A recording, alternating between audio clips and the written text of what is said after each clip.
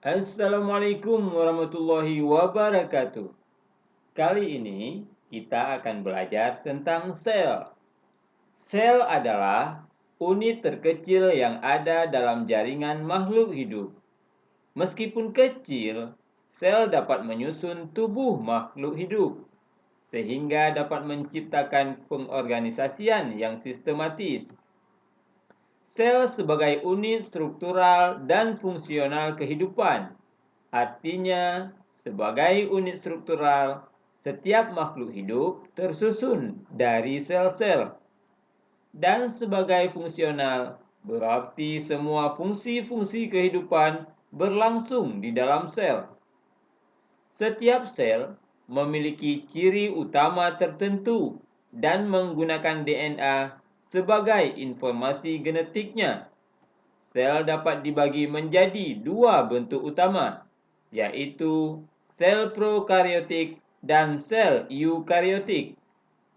Sel prokariotik adalah sel yang tidak memiliki membran inti, sedangkan sel eukariotik merupakan sel yang memiliki membran inti.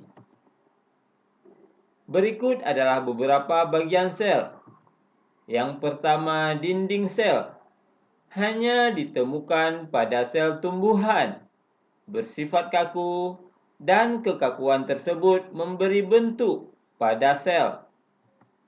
Kemudian ada membran plasma, melindungi sel agar isi sel tidak keluar, menjadi tempat beberapa reaksi seperti reaksi oksidasi dalam respirasi.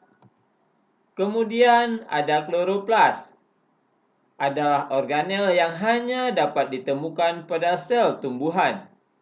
Di dalam kloroplas terdapat klorofil.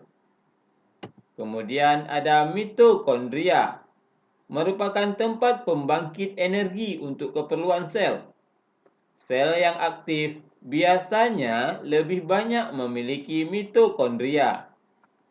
Kemudian ada membran inti, merupakan bagian yang melindungi inti dan tempat lalu lintas bahan inti. Kemudian ada inti sel yang berfungsi mengontrol semua kegiatan sel. Dan yang terakhir ada vakuola, adalah tempat untuk menyimpan makanan dan zat-zat kimia lainnya.